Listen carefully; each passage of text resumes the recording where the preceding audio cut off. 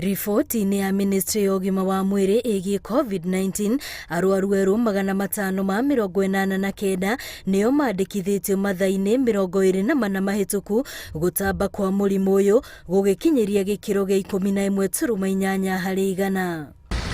Harĩ ithabu rĩrĩ, kauntĩ ya Kisumu no ithiĩte na mbere na gũtongoria kũrĩa kwandĩkithĩtio arwaru erũ 100 igĩcokwo nĩ kauntĩ ya Nairobi na Bungoma.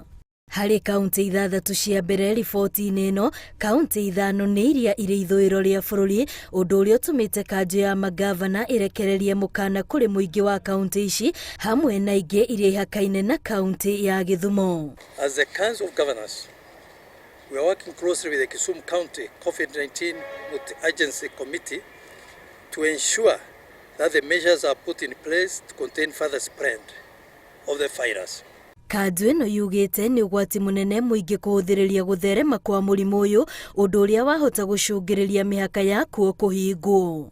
So as much as possible, and our people know that now, and they are listening to us because they would hate to be locked down again. So we are hoping and we are monitoring to ensure that the protocols are maintained to avoid lockdown.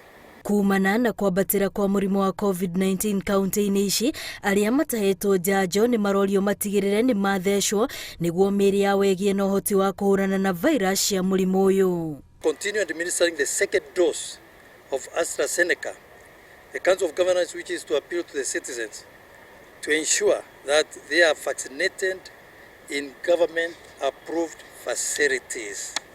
Mũkana wĩgiĩ gũtherema kwa mũrimũ wa COVID-19 ũkĩrekererio, namba ya arĩa mahonete nĩ yongererekeire na andũ 312, ona gũtuĩka ikuũ cia andũ 19 nĩcio ciandĩkithĩtio. Ngĩribotera Inooro TV, rĩtwa rĩakwa nĩ Wambui wa Macharia.